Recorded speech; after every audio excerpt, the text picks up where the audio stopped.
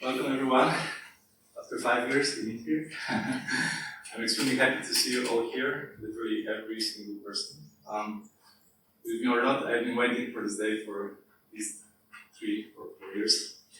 So let's begin. I'm going to tell you about all my work I've done during these 5 years on nanostructured electrodes that we basically designed for batteries, but they had much more applications in energy storage and conversion. So let's get started. So we already have a lot of devices like mobile phones, smartwatches, laptops, electric vehicles, and even those huge storage facilities to store surplus energy for entire cities that all operate based on lithium-ion batteries. And I think we all can agree that we are already quite good in making rigid, medium-sized lithium-ion batteries. But how about a battery for that? An intravascular blood pressure sensor that is smaller than your fingertip. Or a battery for this, a digital contact lens. Some people say that those contact lenses will become the most important technological gadget of our generation, and that's because of all the capabilities that it can give with the augmented reality, but also sensing, for instance, glucose from your tears. So let's think about what would be the battery requirement to power such a device. I found the smallest micro OLED display that I could find, and it consumes about 3 milliwatts of power when it's operating. On the other hand, the accessible surface area in a contact lens is less than 1 centimeter square, and the thickness is less than 0.2 millimeters.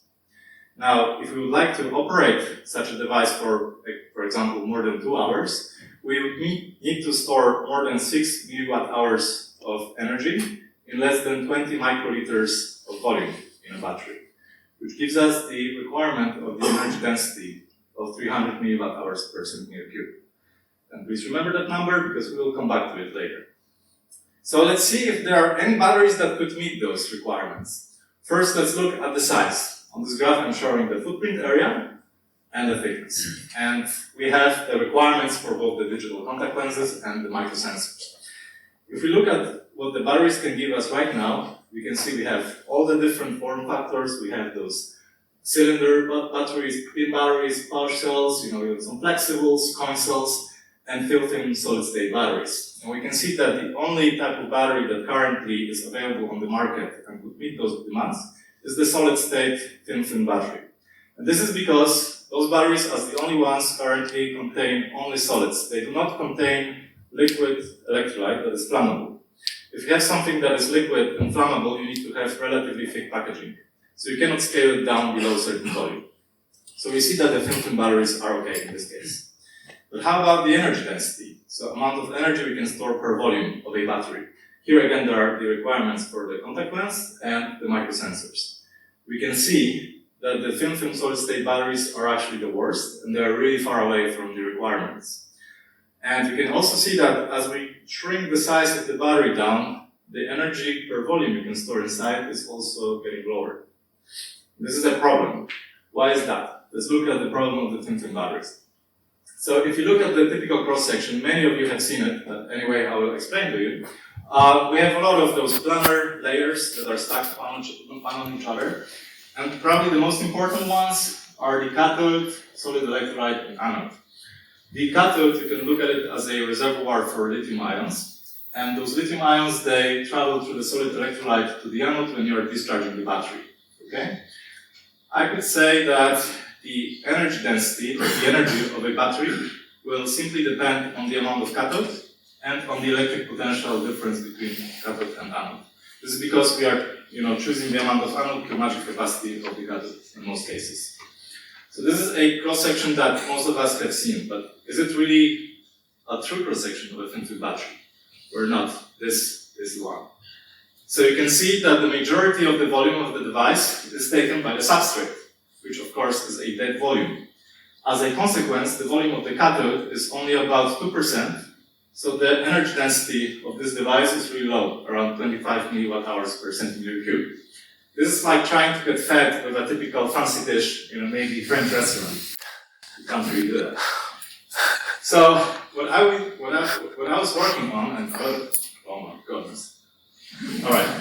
is working on are the 3D batteries. So in this concept, you take a three-dimensional, 3D structured substrate that is also electrically conductive, and it acts as your current collector. And you coat these three-dimensional surfaces with a conformal layer of the active materials. Those 3D substrates, they need to be freestanding. And if you stack them one on each other, you can increase the volume of the active materials in a battery. You can see over here already how much more green, so the cathode you have as compared to here. In this design, for instance, the cathode will govern about 23% of the volume of the entire device, so the energy density would be already as high as 380 milliwatt hours per centimeter cube. What is interesting is that if you simply change the structure of the current collector to a nanostructure, you could go above 700 milliwatt hours per centimeter cube. Why is that? So in a standard thin-film batteries, but also in normal batteries that operate with particles, they normally utilize active materials that are thick about 1 micron, 5 microns, something about that. Because those materials, they are resistive for both electrons and ions, there will be always part of the capacity in this material that is going to be inactive. We are not going to be utilizing it. They have also problems with mechanical stability during cycling, so it is better not to overstretch them. But if you would take the same volume of the active material and you would distribute it on a current collector with a higher surface area as a thinner coating, you basically lower those distances. And the ions, electrons are more easy to go inside and outside. Those materials are also much better in terms of mechanical stability, as Brett has shown, for instance. For lithium manganese oxide, you could increase the capacity from the standard 120 milliamp hours per gram to almost the theoretical capacity. This is the increase by 225%. So you are gaining the access to the full capacity simply if you distribute your active material as a thinner coating. Now, what are the requirements for the 3D current collector that could enable such batteries? So those 3D current collectors or 3D substrates, they are really mechanical backbones, and in my opinion, they're one of the most important parts of every 3D battery. Well, first of all, you want to have high porosity. Higher amount of free space inside the 3D current collector allows you to put more active material. That gives you higher energy. Then, you want to have high surface area, volumetric. And this allows you to distribute your active material as a thinner coating, as I just explained to you. Well, a surface area is actually a consequence of a certain pore structure of this material. So the pores should be adequately sized, uniform, and interconnected. And they shouldn't be too small, because you will start to have huge problems with diffusion of ions. They shouldn't be too large, because you actually start to lose, the utilizable porosity. Your active material cannot be made thicker than 10 microns normally. So if you have pores of 100 microns, you will still be able to stack there only 10 microns of your active material. That's a waste. Well, furthermore, of course, it needs to be electronically conductive, right? The current collector should have good mechanical stability and preferably freestanding character that allows it to be stacked, as I showed you before in the design. But last but not least, it should be cheap and quick to fabricate. And this is important because we want to make eventually a battery for people, right? Not only for science, but also for people. And economic factor is important to take into account. So if we look at possible candidates for those 3D substrates, there's a lot of different materials that has been already described in the literature. So metal foams, inverse opals that Professor Brown is working on, metal aerogels, nanoporous dialloy metals, porous carbons, and even those microporous Wange metals. Let's look if some of them would have properties that could fall within those, optimum combination that I've just shown you before. So I put those requirements as a number onto a graph. Here we see the average pore size of those 3D substrates as a function of, surface area as a function of the pore size, okay? And you can see, first of all, that the surface area indeed scales with the average pores. The smaller the pores, the higher the surface area. Okay, this is a consequence of basically, distributing your material as a thinner layers, with higher surface area. But what we can see here is that actually not many materials, they fall within those targets for the 3D batteries. Okay, we have some d-alloy metals, we have some aerogels, the inverse opals are here as well. It is estimated values because so far as I know, they haven't been really characterized for surface area so far. But if we look at the porosity of those materials, we can see that even though those d-alloy metals are okay, none of them actually falls in this porosity target. In fact, the only materials that I could think are appropriate here are those inverse opals. The problem is that their fabrication takes really long time. Around, well, as far as I know, I read 24 hours, for instance. So there is really a need to create a material that could, fall in those targets, be economical, be quick to fabricate, that could be used to make a new 3D battery. So if we want to make any 3D battery, we need to make a 3D electrode, of course. And what are the steps to make it? Of course, we start by making the 3D substrate, okay?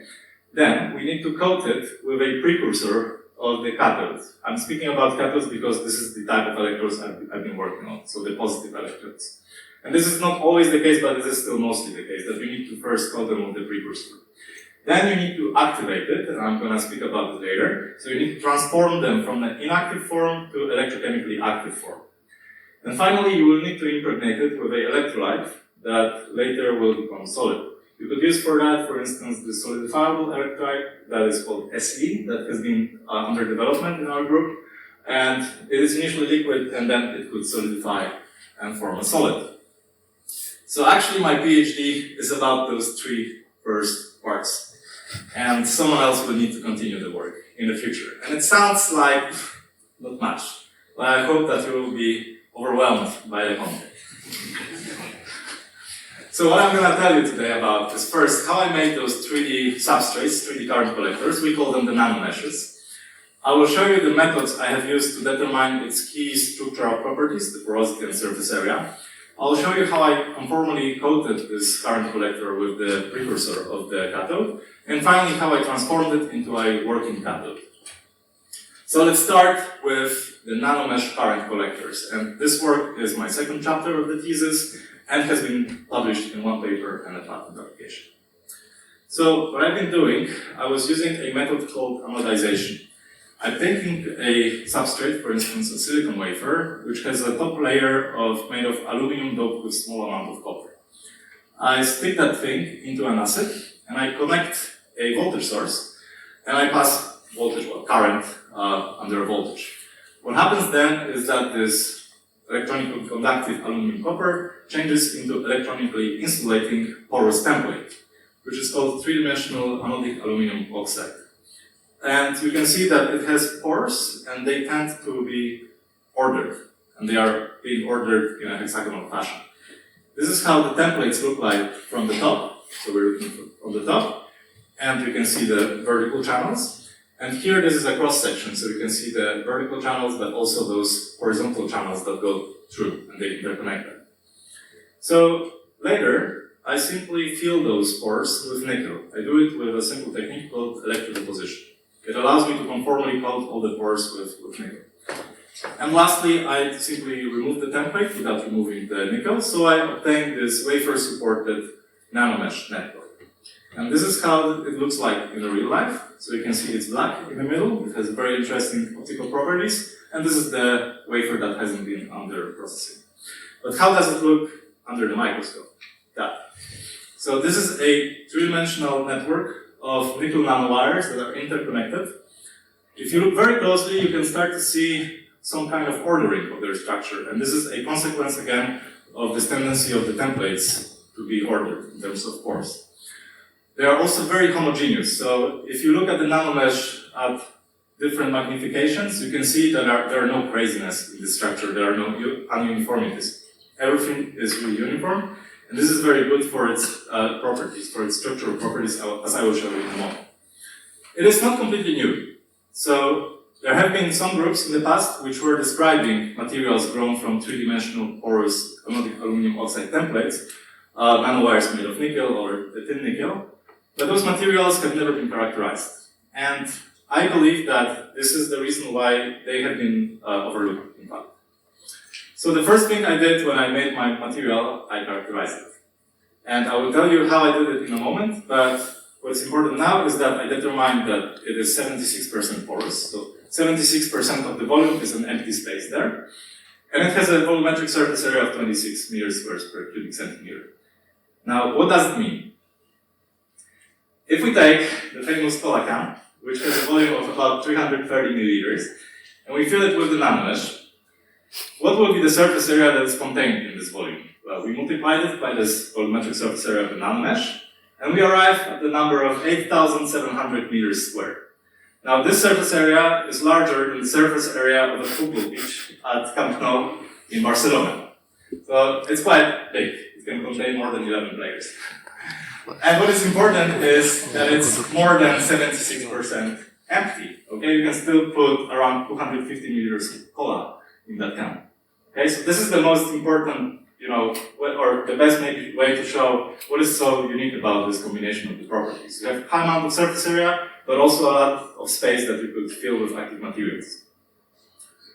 So, as I mentioned to you before, one of the nice things about the current collectors we want to have for the batteries is that they should be freestanding. And I'm going to show you how I made this material freestanding. When you normally make those templates on the wafer substrates, there's always a thin space that is between the substrate and the template after anodization. And this is how it looks like on the SEM pictures. So there is these black spaces here, and later you fill them with nickel, so it creates this planar nickel layer.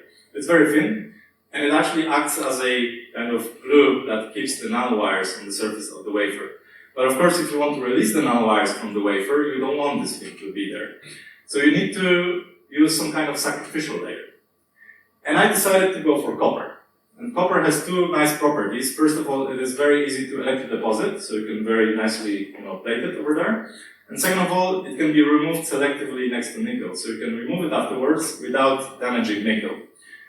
So after putting copper, I simply plate nickel, and this time I overplate it, so I form a thin planar layer above the template made also of the nickel, and this layer will act as my new substrate. But here I can really control its thickness down to less than micrometer thick. Then I remove the AO, the template. At this point, some of the sample already starts to delaminate from the wafer. And finally, I remove the copper. So I make this freestanding nanomesh foil. If you would be interested, I actually brought a sample. It is protected with a few laminates of Scotch tape, so it's safe to handle. You don't need to if you don't want to. But you can just look at it like that. So you can see that it's really thin. If you turn it around, you can see the planar nickel layer that is on the bottom. This is how normally the sample looks like. You can see also through the scratch the planar nickel that is below, metallic. And what is really interesting about those foils is that they are very flexible. You can really bend them a lot. And what is nice is that you don't damage them. This is a sample that I mounted on a SEM holder, and I made the image of this part. And you can see that the nanowires, they are not broken. They are actually just as ordered as they were. And this property is, first of all, because of the small thickness of this material. Here it's about 5 micrometer thick. But also thanks to the ordering of the structure. And some works also indicate that materials with a characteristic feature size of less than 100 nanometers, they actually gain in their strength properties as compared to the other materials. So it's pretty nice that we can make them freestanding and flexible. Now the question is, could I actually change those properties of the nanomesh, so the surface area, porosity, and pore size? Actually, there is a lot of applications which rely on 3D substrates, not only batteries, but supercapacitors, fuel cells, electrolyzers, sensors. You can think of a lot of different applications, and for each of them, there is a certain range of optimal properties. So it would be nice to adjust the properties according to our needs. But the nice thing about this templating technique is that we can really control the pore size distribution of those templates by two simple techniques. We can either etch the pores, so broaden the pores, widen the pores after making the template, and this is simply by immersing them in an acid. Or we can control their distance by changing the potential, the electric potential that we apply on the sample when we anodize the aluminum copper. And this way, you obviously control the also distribution of the nanowires. So I will just show you one of those as an example. So what will happen when you change the anodization potential?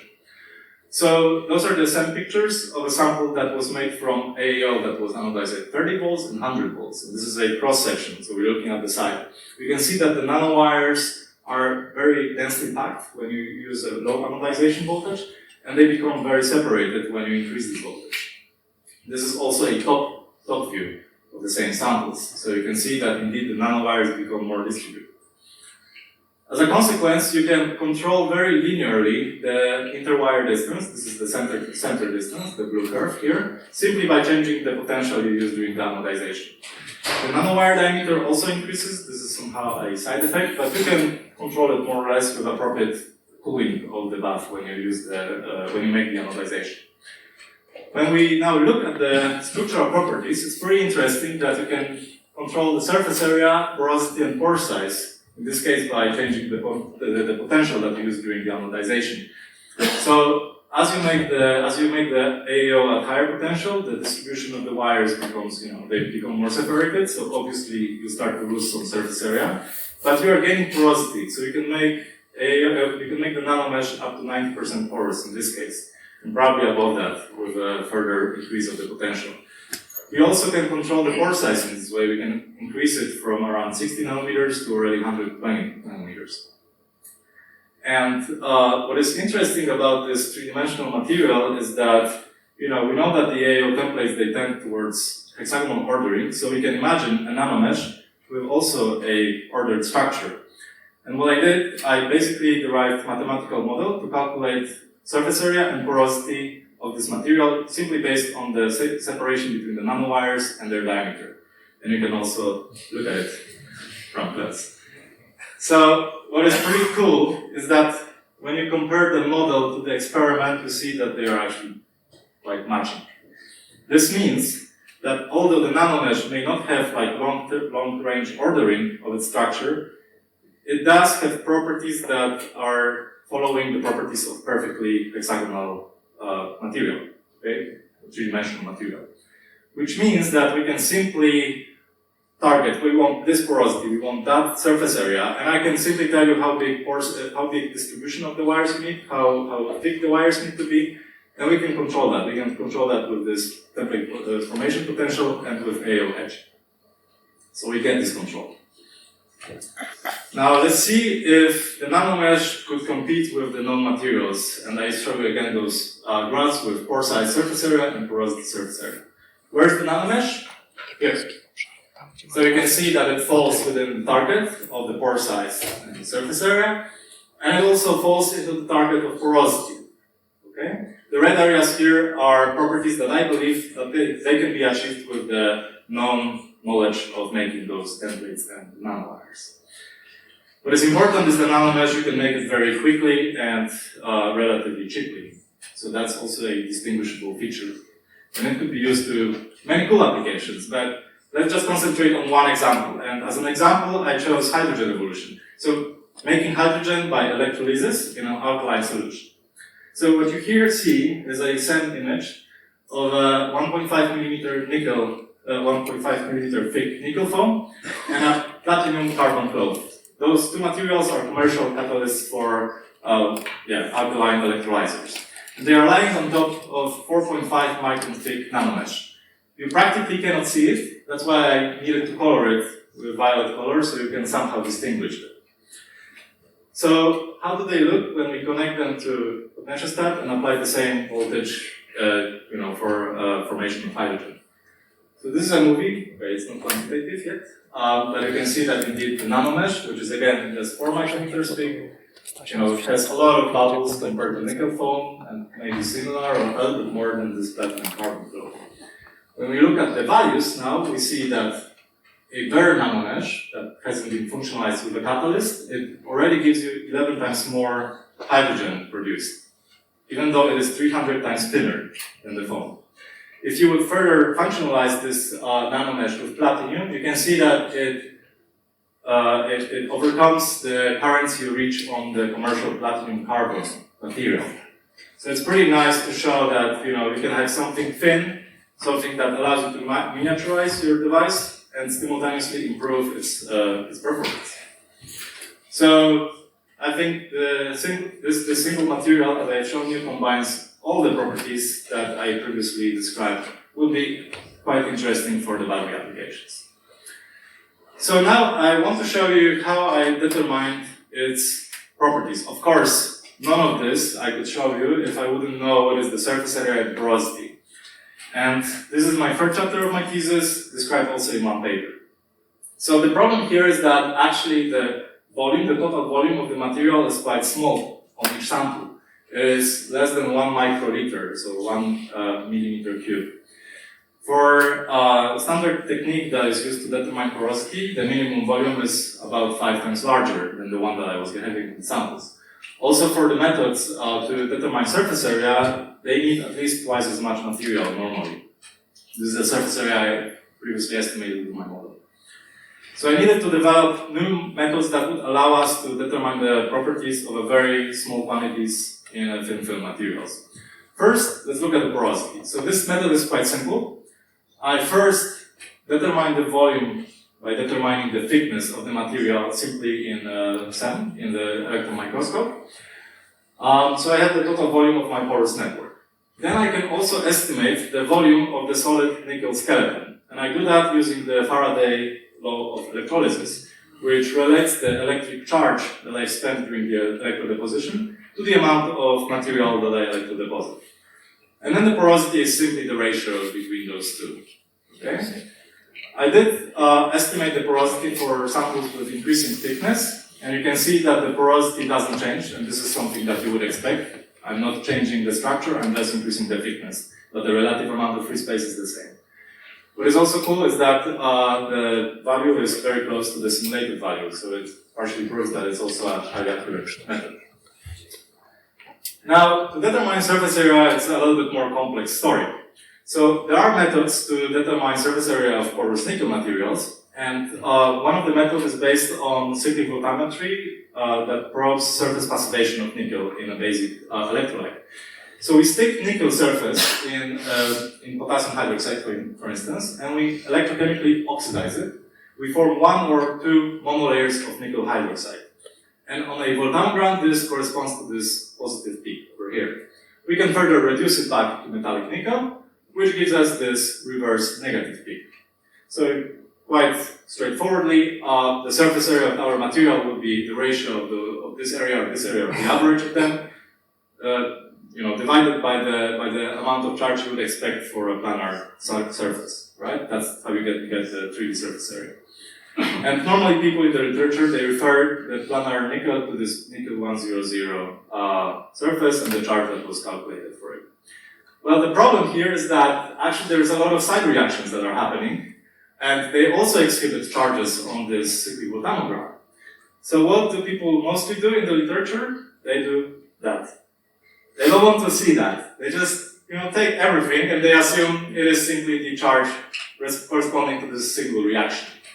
Furthermore, nickel can have many more different surfaces, and all of them have different charges that would correspond to their oxidation. For a polycrystalline nickel, for instance, the experimentally observed charge is almost 3 times larger than the charge estimated for 100 surface that is most commonly used in the literature.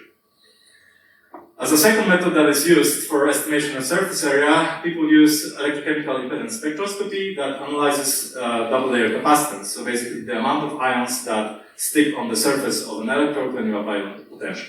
So they obtain those fancy Nickwitz plots, and you can derive double-layer capacitance by appropriate clipping. So when you get this double-layer capacitance, you just divide it by some reference value assumed for a planar surface. But the problem again is that the reference values, they range from 20 to 60, so there's quite a big of spread in those reference values. It also determines the value for a planar nickel, or any nickel actually, on the surface state of nickel, on the applied over potential, and on the concentration of the electrolyte. As a consequence, it's not uncommon to see that the measurement accuracy is plus minus 100%. This is like driving your car that says you're driving 90 kilometers per hour, plus minus 90 kilometers per hour. Good luck. So what I did first was I wanted to reevaluate those methods for the nanomesh, if I can use them to characterize their surface area. So I analyzed nanomeshes with increasing thickness, so increasing surface area, supposedly. And you can see that I derived some parameters, like this charge, oxidation charge, also the currents, the peak currents, and I see they linearly scale with the nanomesh thickness, so the total amount of surface area. I did the same for the impedance spectroscopy. You can see also the double layer capacitance scales linearly with the nanomesh thickness or its volume. So I basically have here, a signal per volume, right? How the signal increases per volume. Now I simply need to refer it to a planar signal and I get my surface area. So I first did that for the values that are most commonly used in the literature. So you can see that cyclical voltammetry gives me 74 meters squared per cubic centimeter. The other charge, not the oxidative but the reducing charge in cyclical voltammetry, gives me less than 40. Quite big difference. If we take the average of those values, we get 56 plus minus 46. So basically 100%. What I did instead, I decided, instead of relying on those reference values, let's just make our own reference samples. I took a nickel foil, I polished it to a mirror quality. It is very flat, as I characterized it with AFM. And as a consequence, I could lower that uncertainty to less than 6%. You can see that, okay, I used also here these currents, additional signals, but all of them are basically giving you the same surface area. Now I also confirmed those values with two additional techniques. So I also did this BET Croton absorption. I used 5 samples to be above the detection limit. And I also used my simulations, my model. And you can see that the values here are also very similar. So I could say that inaccuracy is generally lower than 22% as compared to the inaccuracy of about 150% through those methods. And this seems to be very simple, right? I just took the reference sample, right? But you will be really surprised how many papers are really based on that. Papers that report electrochemical activity of catalysts, for instance. Normalized to the surface area, plus minus 100%. So, cathode, but first I need to coat it with the cathode precursor. And this is what I'm going to tell you about, how I coated it with manganese dioxide. This is the chapter 4, I believe, and published in one paper and another application. So, as a precursor for the cathode, we chose manganese dioxide. We have a lot of experience in our group with this material, and we know that it can be very conformably coated on high aspect ratio structures like those microPRs. We use electrodeposition, which is also a very cheap technique to deposit materials. This material itself is cheap, and it could give us high energy and high power lithium manganese oxide, which is an active cathode material. So the problem is that if you want to deposit it from a stable electroplating bath, you need to use a bath that contains acid.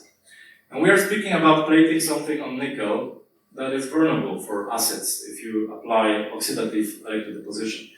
So if I try to electroplate manganese dioxide on nickel as it is, I can't do it. I basically instead oxidize my nanomesh. You can see that the nanowires are thinner, there is no manganese dioxide. But there is a solution. I could deposit a corrosion barrier on the nanowires before electroplating manganese dioxide. And as a coincidence, this corrosion barrier could be also manganese dioxide, just very thin, about 1 nanometer is enough. And now there is a technique that allows to do that. It's called atomic layer deposition, and it's a very elegant technique to make very uniform layers, very controllable thickness down to a monolayer thickness. In principle, those methods are applicable to also high aspect ratio surfaces, although not in every case as I will show you, or experimentally at least. So the problem is that sometimes the ALD setup can be quite complex, as you see here. It requires, oven or something that heats the samples. It requires thermal isolation. So a lot of tubes, vacuum pumps, etc. So it's quite complex. What I managed to do is reduce that to that. So 2 cylinders, and a beaker, and a master tube.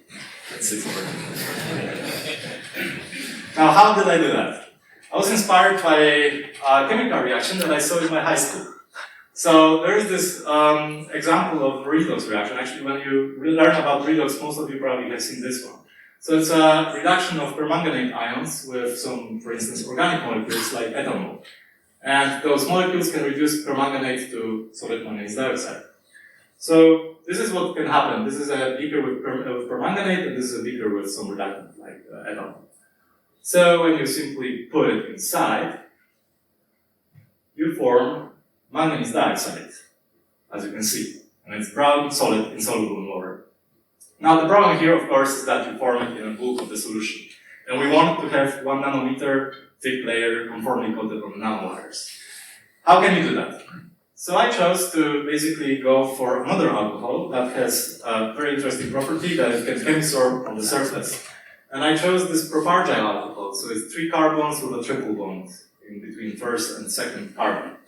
And this alcohol is often used as a corrosion barrier as itself for metals, but basically it can adsorb as a monolayer on a metallic surface. So if I stick my sample to the beaker with alcohol, take it out, wash it, and put it in a beaker with a permanganate, of course the permanganate will oxidize this alcohol, and the amount of product will be limited by the amount of the alcohol that was chemisorbed before. So we create more or less a monolayer of manganese dioxide. But it seems that the method is working surprisingly as expected, so you can really control the thickness, the amount of the manganese dioxide simply by changing the amount of those cycles, those dipping cycles, and it's quite linear. What is also pretty nice, it is self-limited, it's limited to the surface. To determine that, I basically changed the time of immersion in the alcohol, and I looked at the growth per cycle. So you see the saturation behavior that indicates that those molecules really adsorb as a monolayer and as a single layer and allow you to control the amount of the product to the surface. So I applied that to my nanomesh, and those are the transition electron microscope images. You can see those are the nanowires, and there is this fancy layer that holds all the pores over here. If we look at the elemental mapping, you can see that the manganese is detected on all the nanowires. It even doesn't clog the smallest pores over here. And here you can see it even better in this high resolution image, the layer of manganese coating the nanowire. What is also nice is that it allowed us actually to conformally coat the entire thickness of the nanomesh. So I tried to compare that with the thermal ALD of manganese dioxide, and what we noticed is that you only obtain the deposition on the top. And this is because the way that the standard ALD of manganese dioxide is made, it is based on ozone, and this ozone is depleted by manganese dioxide that you make in the very first cycles. So as soon as you make your product on the top, this product starts to remove your reagent. So it seems you can't, at least in those conditions that we used, you can't really coat the nanomesh with the manganese dioxide. What we see with RLD, indeed, it coats more or less uniformly the entire thickness of the material. Okay, great. So now I know I have my corrosion barrier and I can deposit manganese dioxide. Let's do it and let's make a cathode. That's my final objective. So this is work described in chapter 5, prepared for submission, and with a couple of more publications. So before I showed you, I could not plate manganese dioxide with unprotected nanomesh. After protecting it and submitting for electrodeposition, I get my nice layer of manganese dioxide. And as you can see on this high resolution image, it really coats conformally all the nanowires without clogging the pores of the material. What I need to do now is to convert it to the active cathode form. So normally what you would do, you immerse it in some salt or hydroxide of lithium and anneal it, and lithium goes into manganese oxide and it gives you this cathode layer. But the problem is that you need thermal annealing, and that oxidizes nanomesh itself. This is because the manganese oxide itself can act as an oxidant to nickel, so it oxidizes nickel to nickel oxide. And you have some kind of semiconductor with poor conductivity, so you lose the property of your current collector. So after making a lot of experiments with in situ XRD with the tool of Professor Damir, and determining the thermal budget of the nanomesh with manganese oxide, after making some more thermodynamic simulations to determine which precursor of lithium would be the best, making some more electrochemical testing, having one master student working on that and spending 2 years of work, I arrived to that. So a working lithium manganese oxide cathode made with nanomesh. The material is now 30 nanometers thick, more or less, and that's because it grew because you put some more heat in there. So let's look at the charge discharge voltammogram. You can see that we have an average voltage of about 3 volts, which is okay. It's not low. We don't have very planar plateau as you would normally expect in battery materials. And this is because of the nanostructuring effect, because this layer has, is very thin, you have a lot of surfaces of the crystals, So you actually see this effect that there is influence of different energetics of lithium intercalation, the intercalation from those different grains.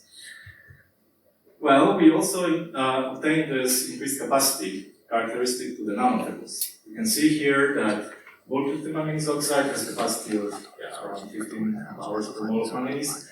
And we arrived to something initially that was around the theoretical limit, and it remained not that far from it during consecutive cycling. It drops a little bit, it's related to the side reactions on the high surface area material. It can be addressed in the future with some protective coatings.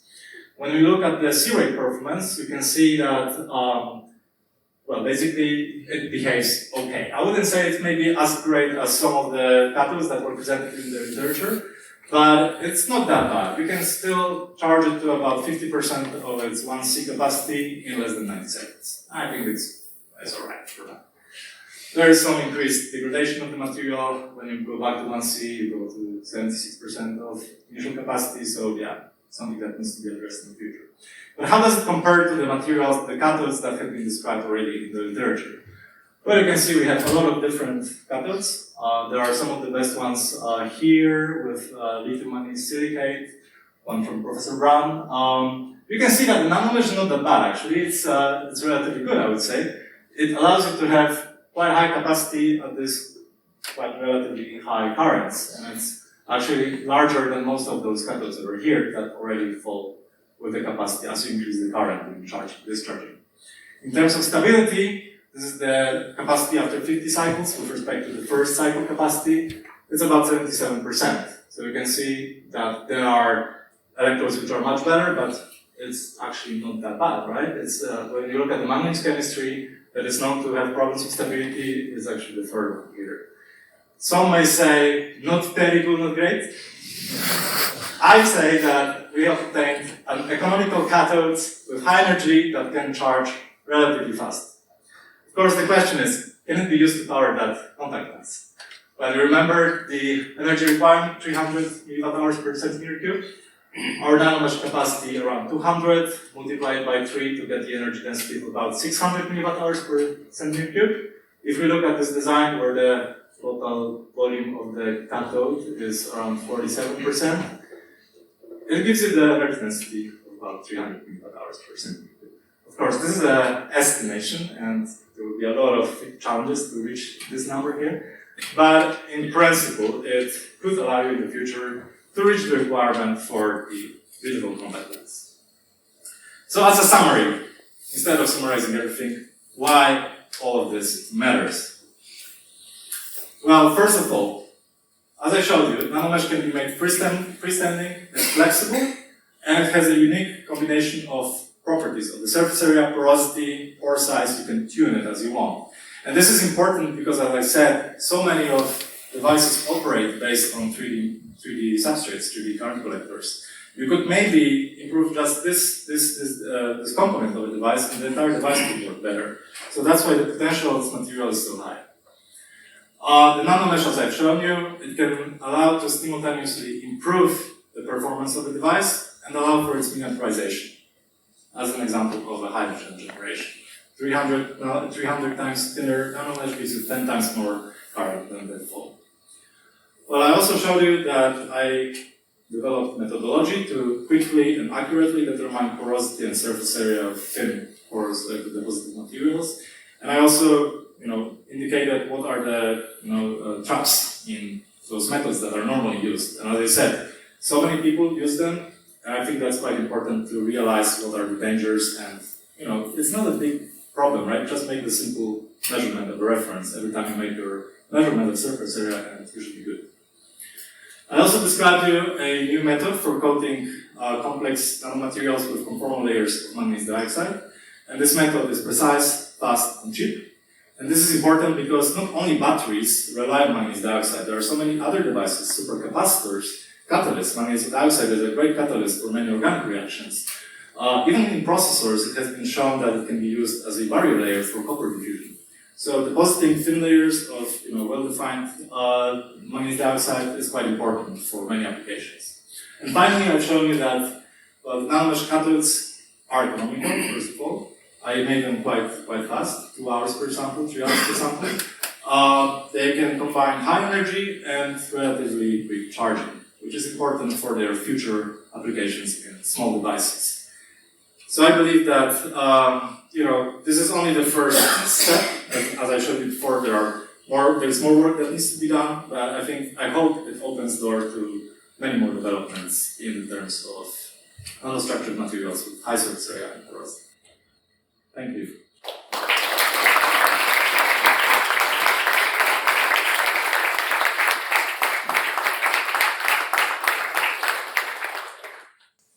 Thank you, Stan. Thank you. For a very interesting presentation. We are now at the stage of the question by the members of the jury, and the first member comes from the United States. It is Professor Paul Brown from the University of Illinois. Paul, please, you have the floor. Thank you. A lot of very interesting work. One of the areas that I'm intrigued, I'd be interested in your thoughts on is the anodized alumina structure. You have this very intriguing 3D nanomesh, which is considerably different than the sort of classical, just hexagonally arranged core structure. These interconnects in the XY plane, maybe you can talk a little more about sort of what you think the mechanism is that leads for them to form and how you might be able to control them. I think that's a very important part that sort of makes sure structures work so much better than sort of a lot of the other examples we see in the literature. Sure. So when we look at the way that this thing is being grown, is there... All right. It will be difficult to show maybe, right? But we have the hexagons, and you know that we are growing it from aluminum doped with copper. So we have those copper atoms, and this copper, it's under influence of a big electric field when you start to anodize this thing. So the copper atoms, they are being pushed by the electric field, and basically they meet at the meeting point between those 3 cells. So over here, because they are being pushed, and in general, the hexagonal ordering is a result of a pressure that is being inflicted on the material that is expanding in volume, because you make pores, and aluminum oxide itself has a lower density than aluminum. So what seems to happen is that as you increase the voltage, for instance, you start to notice that the nanowires, they become much more hexagonal, but intriguingly, the phase changes. So before, somewhere was this 3D model, right, of the nanomesh. You could see that the meeting points are where the nanowires are. What I saw already on the SEM images of the sample that was anodized at 100 volts is that this phase changes. I'm going to show you it over here.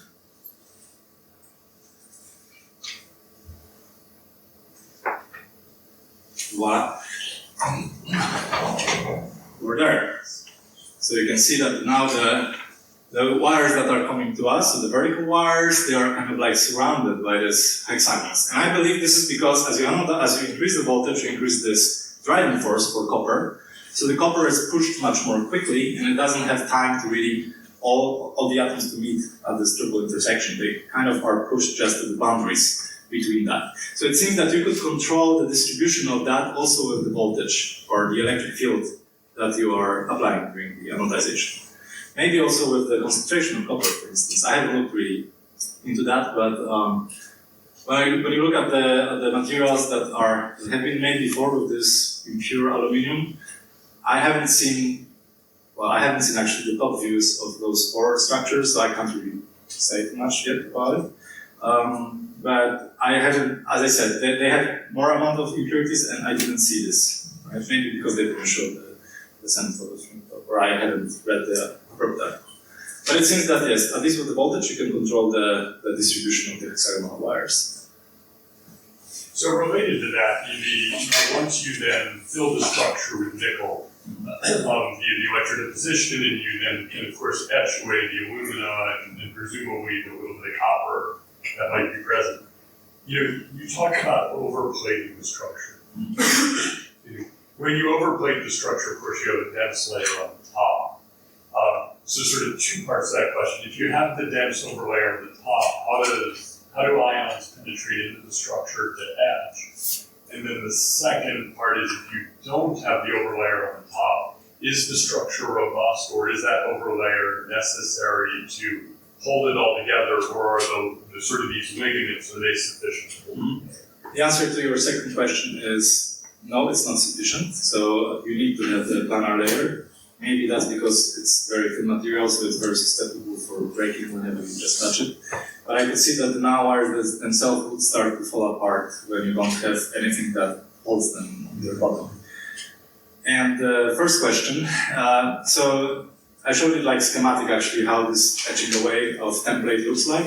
In fact, when you immerse that sample in the KOH that is used for removing the AAO, that it has this overlayer, there's a lot of bubbling, and this is because silicon is being etched away with KOH. There's also a galvanic reaction. Now, nickel is a very good catalyst for hydrogen evolution, so the evolution of the gas happens preferentially at the nickel, and especially at the place that is around nickel or the place interface between nickel and silicon. So those bubbles seem to help to lift off the sample from the surface. So as I said, you already start to see the lifting off before actually the template is removed. And so I'm not sure that you remove entire template before the sample is already freestanding. What I normally do, as soon as it's freestanding and I see this planar topper, I immerse it in the etching solution, and then I again immerse it in KOH just to make sure that I remove all the AAO. And then my last question is about the manganese oxide system. So I think that you've demonstrated some very high quality manganese oxide using this liquid phase approach, which as you described has a lot of advantages over the ALD method, including the sort of deeper penetration into the structure. When you make the cells, you picked a relatively low charging voltage. Is that because after lithiation, you don't have phase pure material, or did you find that higher voltages led to problems, or you just picked that voltage region? I'm sort of interested in exploring your thoughts. The manganese oxide quality looks very good. The LMO curve is not quite as pretty, and so what's happening there, or what could be done to maybe improve that to get a little more energy out of the system?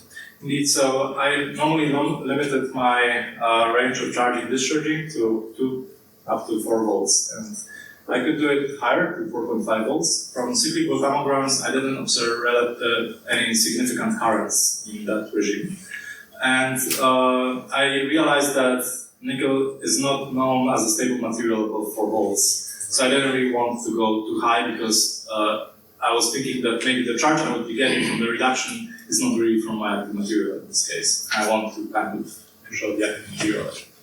Do you think there's any nickel doping in the manganese oxide? I'm not sure if there is a doping of nickel. I would need to look at the diffusivity of nickel, but I think there is possibly part of the discharge charge that you get during discharge that is due to the reduction of nickel oxide that is present on the surface of the nanowires.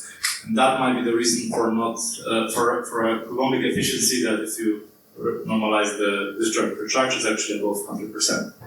So it seems that this could be indeed, knowing that nickel nanowires are with such high surface area and they have this amount of nickel oxide to be thermal annealing, I would actually be surprised if it doesn't happen.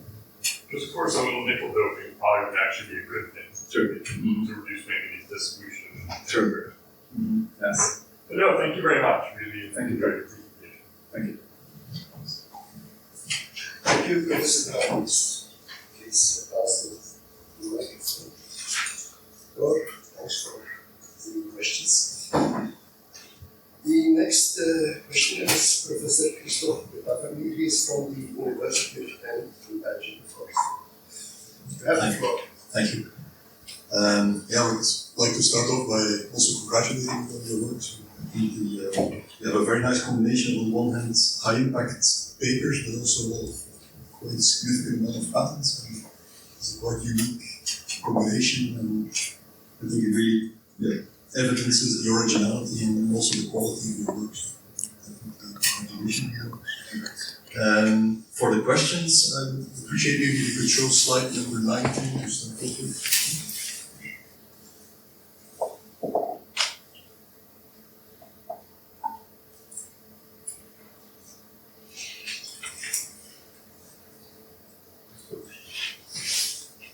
Stop. The full one go. Yes, thanks. All right, thanks. So, indeed, so the trick is to have this copper in your aluminum layer, and I mean, these initial layers are just sputter deposited, I guess, they're just metallic film that are sputter deposited, so which means that you can also quite easily modulate the copper profile through the thickness of the film, or maybe even modulate it spatially, and so have different regions next to each other that have a different copper content. I was just wondering whether you could comment on, could that be an approach to like ending up with, at the end result, so in your presentation you mentioned that you can control the degree of porosity and the structure by playing with electrochemistry and by playing with the basically. Could that also be a way like to locally modulate the porosity by modulating the amount of copper either through the thickness of the film or through or laterally? Certainly, if we look at the changing the distribution on a planar surface, or let's say footprint, right?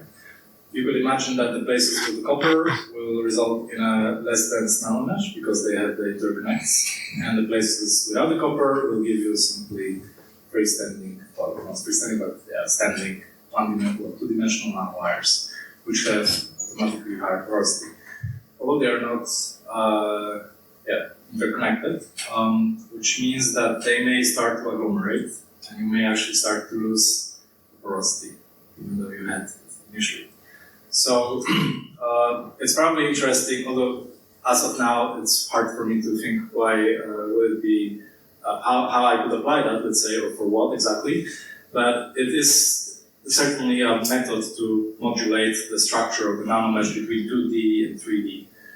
And in thickness, I was really interested in thickness, like if you would have like a copper. Yes, so that's interesting because in this way, indeed, you could basically create interconnects much more distant apart, right? So in this case, interconnects are the areas with interconnects.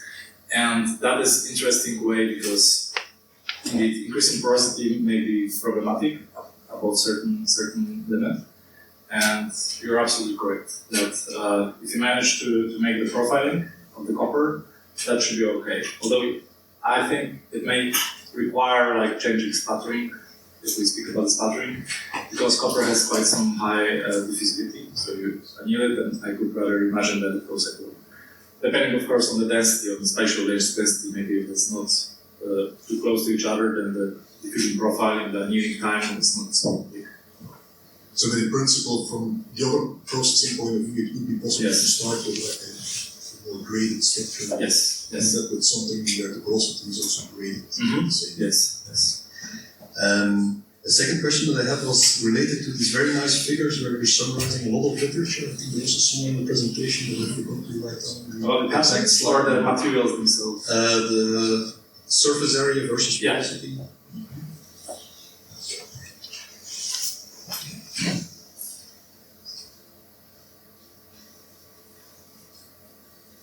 Yes, this one. I'm not sure if it's indicated here, but in the copy of her thesis in the region of interest, I noticed, and I'm not at all an expert in polymer membranes, but I noticed that there were also quite some points indicated that you labeled as polymer membranes. Yes. But there was very little explanation, so I was wondering. I decided to show here only materials that are electronically conductive to lower the fuss, let's say, because there's already a lot of points. So the polymer membranes, they are not conductive, and as such, they could not be used as a current collector. Although you could imagine coating them with a thin layer, exactly, and maybe even etching away the polymer itself to get like this double welding idea of Paul, for instance. Okay. So that in principle is also in that region you could. It's actually pretty interesting because they are, I guess, you could make them much bigger bulk quantities. Right? If you would like to make maybe really thicker 3D materials. That's the third question concerning the membrane is Jan Matrak, for instance, did a lot of work on titanium anodization. Could you imagine like having this kind of interconnected structures also in that case? Or? With titanium? Let's see, you do titanium anodization from titanium in hydrofluoric acid. The chemistry is a little bit different, right? Because you need to dissolve the titanium, which is not possible with KOH. If you dope it with copper, why not? I was just wondering whether in literature anybody had. I haven't seen it. And of course, when you do the anodization of titanium, you actually mostly reach nanotubes of titanium, not the nanowires. And it's not the titanium, but titanium, right? So the titanium dioxide. So you would probably obtain something like porous nanotubes that are also porous. Yeah. Maybe in the interest of time, then moving on to the deposition part, so the LD part. Maybe a first question, how is the master student doing? Clarence. Very good. As a second year PhD. Must have been quite labor intensive procedure. Just one question that I had there was like, it worked very well for the case of manganese oxide. Do you see opportunities to extend it to other materials? Because it's an obvious question, but I was thinking about that a lot, really, because obviously you're limited by the reduction potential between the species like permanganate and whatever reductant you're using, right? And I did try this with chromia. So perchromates and chromates, they are known to have also very high reduction potential. The problem there is that the chromium-3 seems to be, because its coordination with water molecules, it doesn't really deposit as a solid layer as I do reduction in such quantities. I still think I could maybe make titanium dioxide. And not exactly, so I would still need to start with manganese dioxide, but I found a chemical that basically would react with manganese dioxide, and during the reaction of this chemical, you produce titanium. So I think you can do that with this. We were thinking also about some ruthenium things, right? We tried it a few times. For example, it looked like it worked, but the next ones didn't. So quite difficult. But in general, if you would manage to find a redox species with a high reduction potential that form insoluble species upon their reduction, that gives you the material. But for now, I didn't obtain that. And then maybe a last question. In that chapter, you're also describing like that you tried different substrates, and that like on nickel, platinum, titanium, and titanium oxide, it seems to work. While on aluminum oxide and silicon oxide, you have either low deposition or very slow deposition. In the field of ALD, a long time ago, when people didn't have any growth, they typically threw away the results because it was like a failed experiment. Well, nowadays there's a whole community of area selective ALD, where if you have an experiment no growth, some people actually get extremely excited because that means if you have on substrate A growth and substrate B no growth, all of a sudden it becomes, in this framework of area selective deposition, very nice and intriguing result. So in this case, this seems very similar. So I was just wondering, did you consider like at a nano level, like trying area selective deposition using? No, actually no. I was considering that before I came to the liquid ALD. Oh, right, this area deposition. But once I did that, I didn't really think about it honestly. So I was a little bit worried because I really wanted the growth to happen on the silicon alumina, knowing that the zeolites are made of that. They are great models supports. But that's an interesting point indeed, that you just make patterns of alumina on a metal, right? And then you do the manganese dioxide deposition, and yes, you end up with areas that are covered with it, and the other ones would no. And if it's alumina, for instance, you could edge it away with KOH, which does not damage manganese dioxide, so you end up with a patterned manganese dioxide. So you think it could be worthwhile? Yes. Thanks. Thank you, Professor This question. University of Hasselt, Belgium. Hence is Professor Momo Safari. So congratulations, very high quality. This is manuscript, so congratulations on that. This was a very attractive presentation. So since I'm a third guy, so I want to leave a few questions for the human questions. So the first one would be, so as you know, with the electrochemical systems, we have different sources of overpotential or the electrochemistry like the polarization. So the essence of your work was to teach human adjust the porosity and specific surface area. Can you comment how these two adjustable parameters influencing the different sources of potential polarization, which led to the performance and better performance that you obtain this material? So, the pore size, first of all, right? The smaller the pore size, the more difficult the diffusion is. So the higher the polarization resistance of whatever comes there and goes there. In terms of hydrogen evolution, for instance, the diffusion, so the fact that you create gas that is initially dissolved in the electrolyte, and the pores are so small that there's high capillary pressure, means that the gas would really need to go out from the 3D structure before it nucleates, according to some research I found. So larger pores should allow you to lower the polarization resistance. On the other hand, you can still somehow counterbalance the negative effect of small pores with higher porosity, which is also a very important factor for the diffusion of the species. In terms of electronic conductivity, I wouldn't be worried, let's say, because it's still nickel, and nickel has very high conductivity as long as you are above 10 nanometers, I believe. I remember seeing this or thinking about that. Also, what would be the lower nanowire diameter where you start to have problems with electronic conductivity to the scattering, and I think it was 10 nanometers. So that's the thing. Then, of course, during the operation of the battery, right? So that's what I'm seeing here, most likely. That's the reason why the C rate performance is not great, but it's not terrible.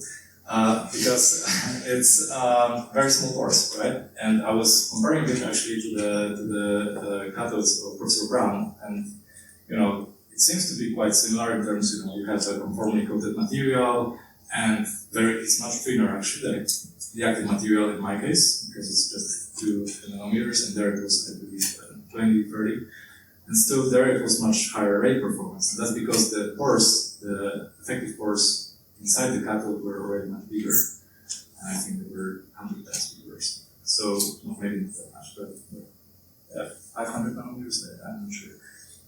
And that simply also results in much larger resistance for the diffusion of the ions. So that is why I think there's a big potential in changing the structure now and in optimizing the properties of the structure for batteries. And I don't think I made the cathode based on an optimal structure. I actually made it on a material that I worked on for the most of the time. So the 40 volts anodized AO and nanomesh. But if I had to choose right now, I would go simply for the most porous material with the highest porosity. But then, what do you think about because your last target is to increase the energy density, and having a high porosity is very good, but when you have very high porosity, you also create a higher space that you need to fill the electron. So in lithium-ion batteries, for example, the classical electrodes at home, we have something like between 30 to 40% porosity. This is something after, let's say, 30 years of voltage and optimized. So that is, how do you think? So did you start doing back-of-envelope calculation to see what would be the range that is optimal for your electrode? Because now you have something like I have 70%. So I have 76% porosity, and I have a filling fraction of the manganese dioxide or lithium manganese dioxide of about 26%, which leaves me still 50% of porosity. Of course, the problem here is that the material is maybe not the most compact, so actually it has like hairy structure. So even though the total amount of the free space is relatively big, the tortuosity of it is also big because of this hairy structure. Right? So it would be better if it was really compact. So just to save time, I'll just go to the last question. And page 220, also you had, I think the slide is number 49, when you show the cycling, let's say, the raw material cycling of your batteries. So it's a kind of, it might be a tricky question, but I would like to hear your thoughts. So there is no deterministic answer to that. So just I want to hear how you reason.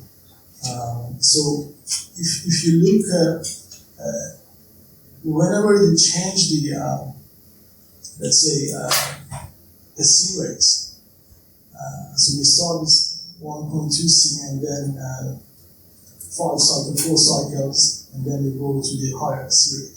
Mm-hmm. And if you notice, you see that every time you change the C rate, there is a jump,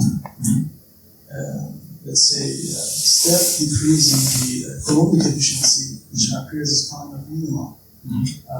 And you can see it also here. You see that the deviation between the charge and discharge capacity, whenever you switch the current, it's basically diverges. So just like to see how you think, what are the possible origins? So when you switch the capacity, so okay, it's one comment needs to be made here. Before switching to the next capacity, I did charge the cathode for 1 hour at 4 volts. So contrary to the charge-discharge, which is dynamic, right, and you only utilize some part of the capacity. So you start with, let's say, more standardized sample in each case. And then you do the discharge, so you are limited basically by the rate of the diffusion and rate of charging of the material itself.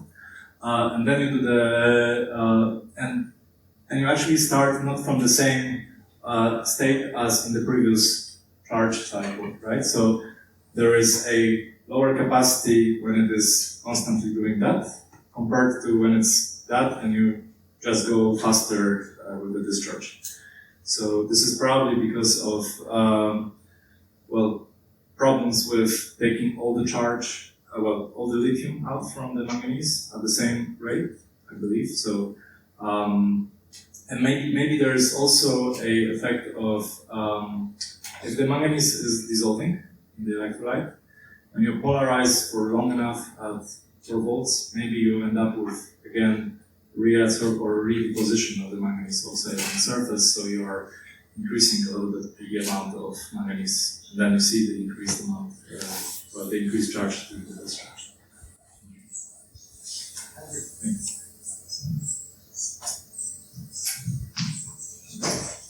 Thank you, Professor Satan, for this interesting discussion. Our next question is Professor Paul Behrens, he is from University of Leuven, for the Department of imec. You have the floor. Thank you very much. So, Stan, thank you for giving here us the occasion to evaluate a thesis where I appreciated very, very much the benchmark that you do very detailed with a lot of other systems. I think that's really helpful in such a thesis. And I learned a lot from the summary tables of chapter 1, for instance. I wanted to ask you a couple of questions, indeed specifically on benchmarking. So you studied LMO cathode, say options based on this nanomesh, and in fact Professor Safari already asked you a little bit about which porosity and so on would be optimum for a cathode like this. If I would ask you, so how would you benchmark it now with respect to a, say, particle-based cathode as we know it today? How would you position that? I would definitely need to make nanomesh big enough to be relatively comparable to the standard cathodes made of particles, where the particle itself is in the range of microns, right? Here the entire cathode is in the range of microns. So I would need to have something at least 30 micrometers thick, I think. Which would be feasible. Yes, absolutely. The maximum I have right now is 12 micrometers, so there's no reason to go higher. Then I would need to have most likely similar loading, right, of the active material if I want to define really the intrinsic effect of the nanostructure. And the loading in the commercial cathodes is between 50 and 65 or 70%, which is very high for nanostructured electrodes, where it is very difficult to put high amount of active material in small pores. So probably I would go with the material with larger pores, where I could fill it better with the active material. I could try something that I always regretted is that I found your article about electrolytic deposition from molten salts so late, because I would love to try depositing compact layers of the cathodes, already active cathodes immediately, and that maybe would allow me to increase the loading beyond this 20 or 26%. Which material would you be thinking of then? Well, I believe the best one was the lithium cobalt oxide, and that's also one of the most known materials, and it should have also it has good stability, relatively good stability, so that we could really say that maybe a drop of capacity is really due to the nanostructure, right? Not because simply the material itself is not Problem because it's probably also not optimum cathode material, but you're not necessarily stuck to the. No. No. So you can probably also do lithiation of cobalt hydroxide or cobalt oxide, but again with at elevated temperatures, and I think they are even higher than 40 minus dioxide. You could have maybe nickel oxide, so just making lithium nickel oxide. I think I did try that once, but it didn't really work at the low temperatures. You could try with dioxide, for instance, and not really think about only cathodes, but also anodes. And there's a nice thing about dioxide that you can electrodeposit it also from a certain salt. So you can make it conformal, and we have also quite a lot of experience with dioxide, so we could indeed convert. Although it would need to be lithium titanium oxide, because titanium oxide itself is extremely resistive, so it's only up to 2 millimeters thick. So I don't think there are any cathodes made of titanium oxide, anodes made of titanium oxide. You would need to have LTO. Right. So yeah. So okay, you asked me about what approaches. Well, I would certainly need to make sure that I have the same volumetric composition of the cathode. I think that's the most important parameter. But suppose you do all of that, is there then any gain? Why would we have gone through all that trouble? Is there any advantage after you did all of this and, for instance, have the same energetic capacity compared to nanoparticle or particle electrons? I would expect it. So I would expect if you arrive really to the same loading, simply the ordering of the structure of the 3D electrodes gives you lower tortuosity, which, as I explained in the thesis, and I have also a figure here, it just simply allows your ions to move without obstructions. So that's the one thing. That would be, therefore, you would say maybe it would be interesting to go to less conductive material, more so maybe a small loading of electron conduction material and a higher loading of ion loading material. But that already changes the volumetric composition of your cathode. Yes, so of course, if you would be able to determine that you actually have some extra space here in terms of capacity, that you could, for instance, lower the amount of material, put more electrolytes, or maybe that increases your conductivity. So you play with that then, of course, right? One more thing that I thought about is that again, I'm expecting a gain from the nanofilm effect. So if you have this thing as a thin layer. and it will be difficult to arrive to the same loading with a nanofilm electrode, but maybe it's possible. And then you would really expect that you either are able to lower the loading, which is economical, or you can reach higher capacity. Okay. So that's very interesting. Now, with respect to that, if you pull back slide 27, you mentioned already for that I would need to go to maximum porosity. Probably that's also what you asked already to Professor Safari. So I presume that in the graph that we see here, there is a correlation between the red points on the left and the red points on the right. So in other words, the ones with the highest porosity, which are extremely high on the right panel, where are they located on the left panel? On the lowest. So the ones with the larger pores, they have highest porosity. They have at the same time high porosity. Although that's not required. So things with low porosity, things with low pore size, they also have high porosity. You can see the carbons, for instance. Right? You can see carbons are on the left, and they are still higher porosity. Now, when I look at the graph on the left in particular, it looks like I don't know how you calculated your target there in the middle of the graph, but it looks like the center of gravity of that target is really located towards higher pore size, larger pore sizes than what you can achieve today with the nanomesh. And also in your conclusions at the end, I read a sentence that says that there might be further optimization possible with respect to the structural aspects here in the nanomesh. So, are there any suggestions to move to larger pore sizes than what you did here? I believe what you can get with the largest is where the dashed red thing, so where the opals are kind of overlapping with this area. That's based on the known range of pore distribution with an AAO.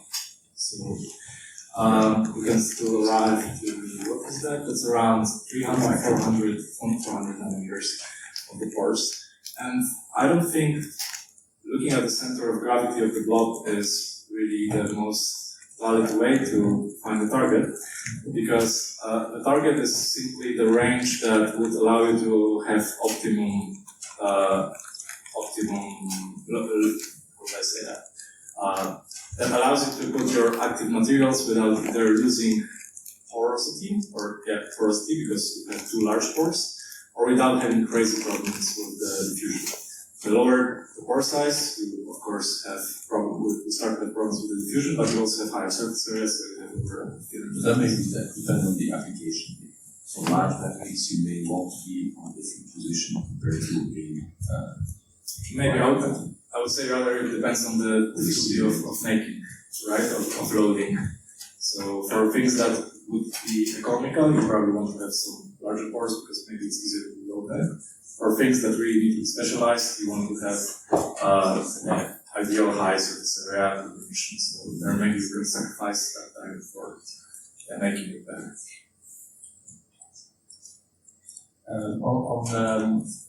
And indeed, that's also an important point on your slide 13. You have put a very big framed sentence there saying that it had to be quick and cheap, I think, or cheap and quick. Mm-hmm. So, how cheap and quick is it now to make these nanomeshes, especially when we upscale them? That's also a question that we'd like to know. So, simply to make the nanomesh, it takes about 1.5 hours irrespective of the area.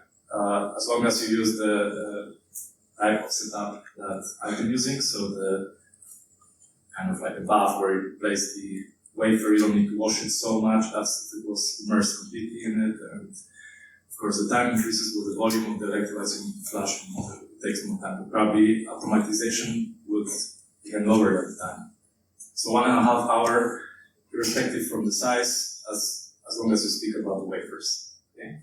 Now, you can also make it from foils, in principle, and it has been shown with different alloys of aluminum, you can arrive to those three-dimensional AAOs. So if you have a foil that has a composition the same aluminum copper layer as we have here, we make it with foil. That could make it cheaper, but not necessarily. And this is because the pure aluminum is very expensive. So if the only way to make precise composition would be to start from pure aluminum, that could indeed be difficult. But it's not the only possible method, because maybe already some commercial alloys or a certain composition range allows you to make highly ordered structures without starting from this pure aluminum. So price-wise, it's better. Of course, making things on wafers is expensive, and I think that's the first thing that should be tried, to change it from the wafer to foil, because most of the places in the world don't have possibility to make wafers with other aluminum. And also maybe upscale. Indeed. And of course, the roll-to-roll processing, the eventual golden nugget for every AAO person. If you could make it really, in just one shot, right? That would be great. Thank you. Thank you, Professor Redox. Questions?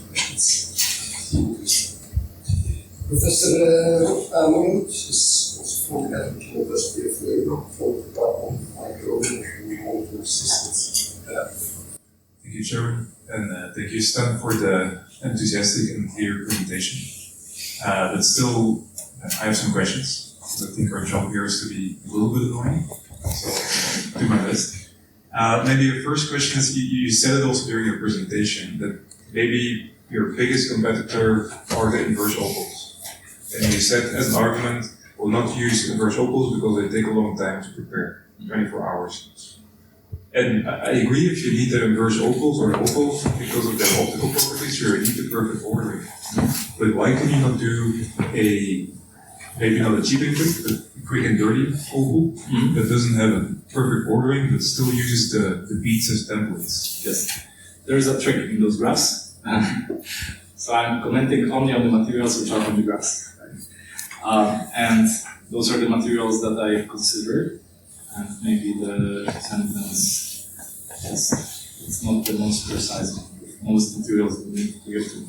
Because indeed, you are absolutely right that a opal that is disordered is first of all much easier to make, and as I just learned yesterday, actually, it doesn't give you much troubles in terms of second performance, or well, maybe 7% of it, but the capacity in the end, you can still make an electrode from that and it will work quite well. So, yes, absolutely. I think inverse opals are the kind of like nicest competitors right now for the nanomesh. And in general, there are also nickel foams, for instance, that have some porosity in this range and pore size in this range. I unfortunately couldn't find any structural data on them when I was preparing all the comparisons. That's why I didn't even consider them in the discussion, because I want to concentrate on materials that I can actually compare. Yes, so I was very hesitant with the opals because you can estimate the surface area based on the perfect FCC structure. When you start to go disordered, you will start to lose the surface area, so I don't know how much it would go down, right? And I made the blob as a blob, not a rectangle, for instance, because I noticed that the surface area increases more or less linearly as a logarithm. So you want to have something that follows that order. This is really, it seems to be connected, right? The pore size and the surface area. You don't want to have something that at the same pore size would, in theory, allow you much higher surface area, but it doesn't, just because it's One interesting thing to try maybe is also to, instead of having one perfectly non-dispersed template, to just take some, the probably can be cheaper, some all dispersed mixtures buried on the surface and use that as a template. Yes. As long as you have more or less uniform particles of that template, right? So as long as you have more or less uniform distribution of the pores in the template, that should be okay. But for me, for instance, if I look at the aerogels, which have huge distribution of the pores, right? 6 orders of magnitude, I don't think that the gains are so big that I would go for it. Also because of mechanical properties and electrical properties. And I appreciate that you spend a lot of time and effort on determining the surface area and comparing methods. One method I perhaps missed a little bit is something that's often used in analysis research. If you're thinking about metal dispersion, you have to determine that. And it's chemical absorption. So especially if you're looking at active metal surface, it's a very sensitive method to determine how well dispersed is this quantity of metal. Do you think you could use this as well for your nanomeshes? And what is exactly the method? You mentioned chemisorption of just a molecule, right? That you later quantify, or Yes. okay, like zinc, for instance. Yeah. So okay, you would still need to quantify it later, I believe. So probably you would need to make standardized solution. You put it right on the. It's typically a gas-based method as well. Okay. But I mean, maybe an interesting thing to explore in the future. Because it's a sensitive way to, especially since you have active metal, metal surface for which probably you can find a suitable probe.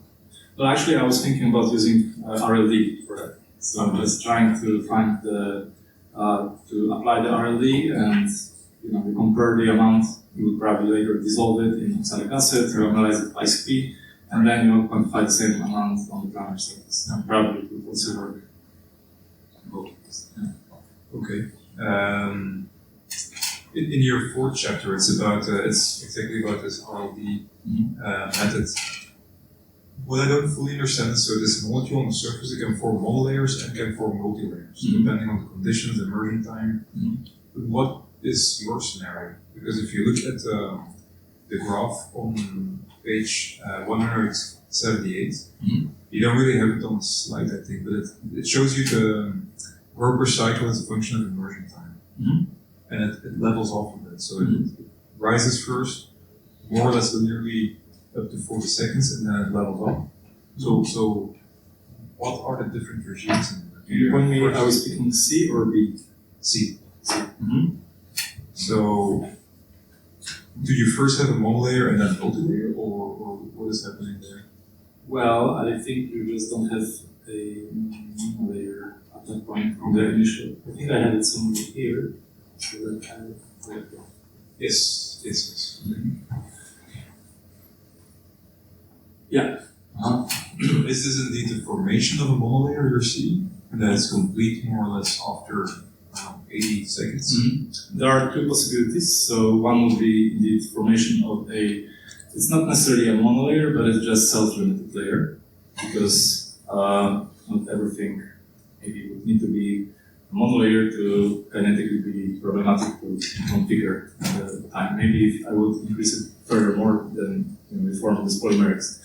But as I also mentioned in the thesis, there is a competing reaction that is possible here. So etching of the product, so etching of the manganese dioxide with the alcohol.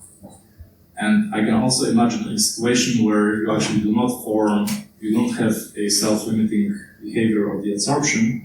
You basically are limited by this etching. So the etching basically limits the growth, right? And it is possible, it's also the reason for certain porous nature of this material with very long immersion times that I've observed.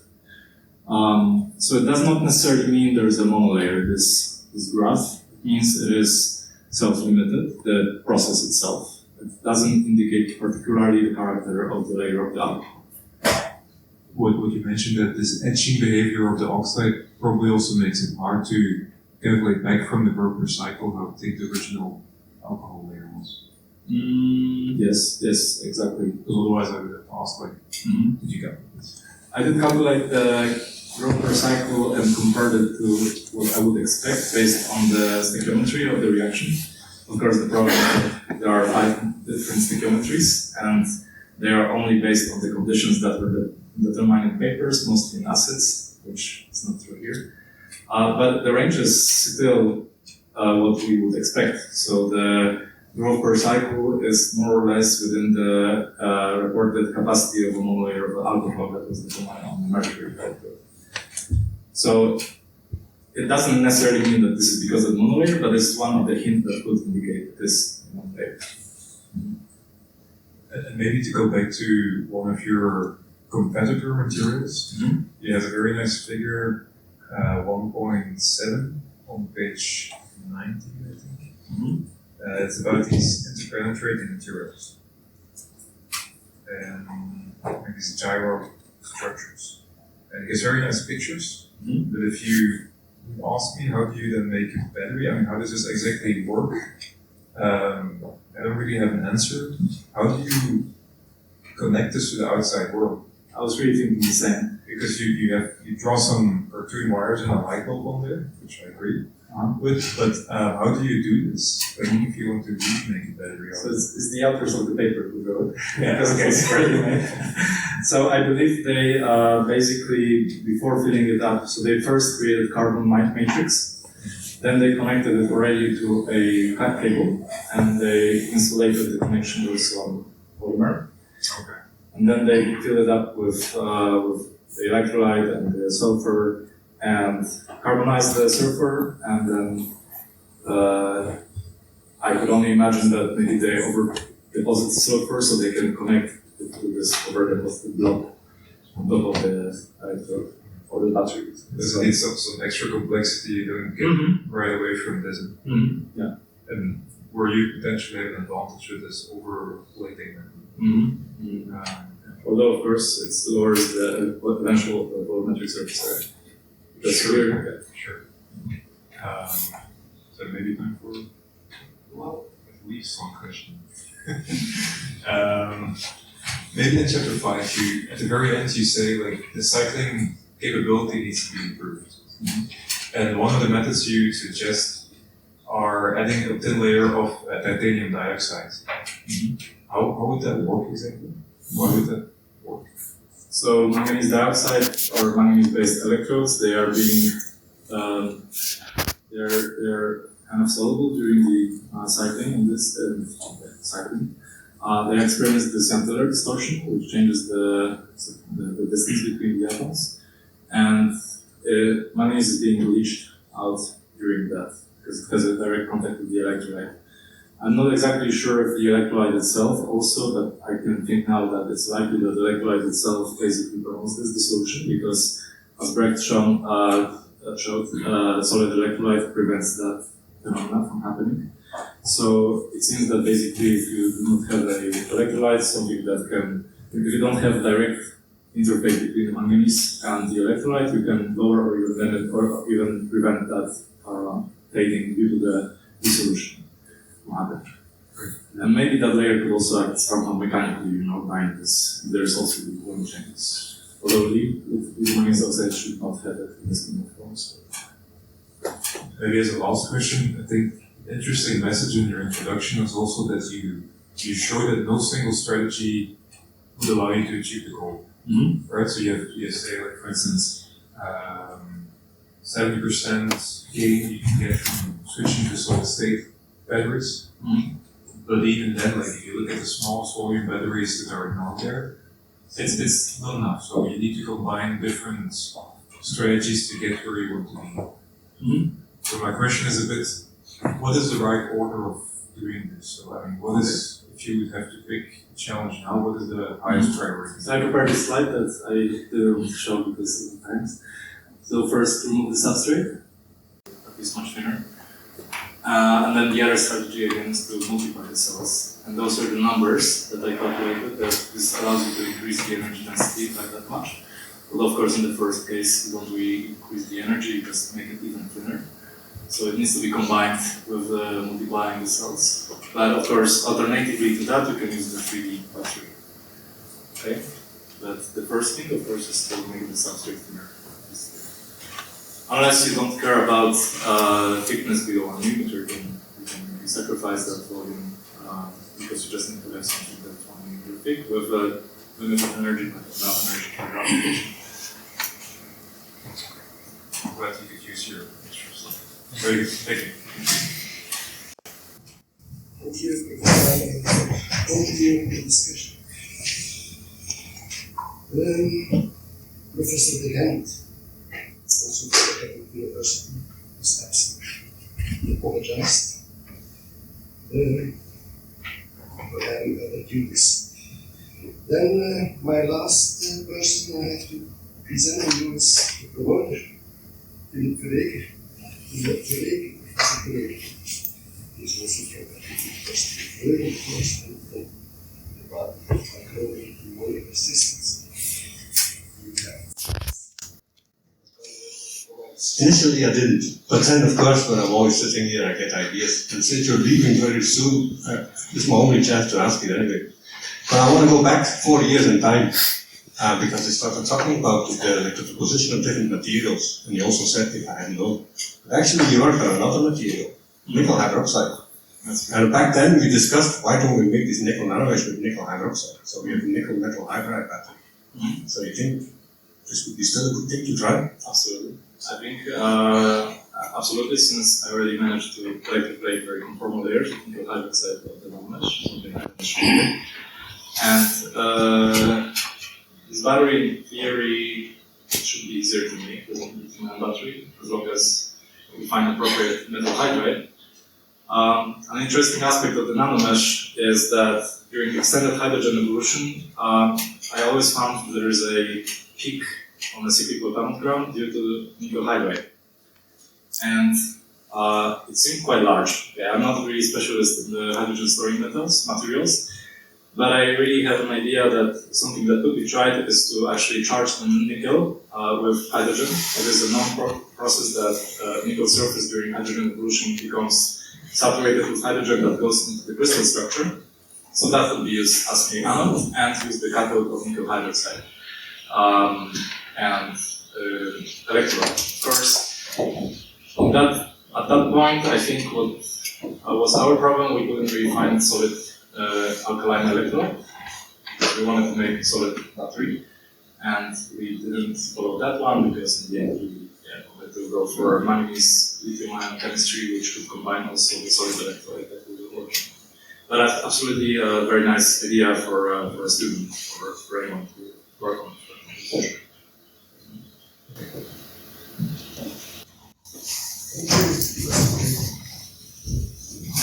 Well, there's still the audience. Are there people from the audience who would like to ask a question or candidate to comment? Very nice presentation, Stan. Very nice thesis. My question is regarding, do you have any comment regarding the thermal stability of your nanomesh, especially for thin diameter nanowires? Okay. That allows me to go back to one slide that I missed.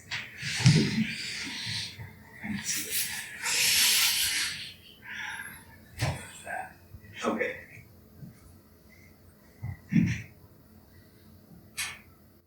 Here. So this is a study on thermal stability. It is coated with manganese dioxide, which is an oxidant itself, so maybe it's keeping promoting the oxidation. What you can see here is that the material is stable, so the nickel is stable as a metal up to around 200 degrees in air and 260 degrees in nitrogen. That's really low, honestly, because, well, okay, really relatively low. Normal nickel surfaces should have resistance up to 300 degrees from this exponential oxidation, of course, right? Because oxidation can happen all the time. But that's low. And of course, the smaller the nanowires, the bigger relative volume of nickel oxide you are producing during the oxidation. So knowing that the oxidation is limited by the diffusion of nickel and oxygen, if this diffusion distance is smaller, then of course you create more oxide per unit time, right? And the quantity of the oxide up to this 200 or whatever, 260 degrees is not more than 3 nanometers. So a nanowire of 10 nanometers should be still fine with a core of nickel and shell of oxide. It's a pretty interesting idea for maybe battery application where you convert this nickel oxide to lithium nickel oxide. So that would be the thermal stability. Thank you very much. Other questions? Anybody? No. In that case, the jury wants to leave you. Please have some patience. You want to deliberate.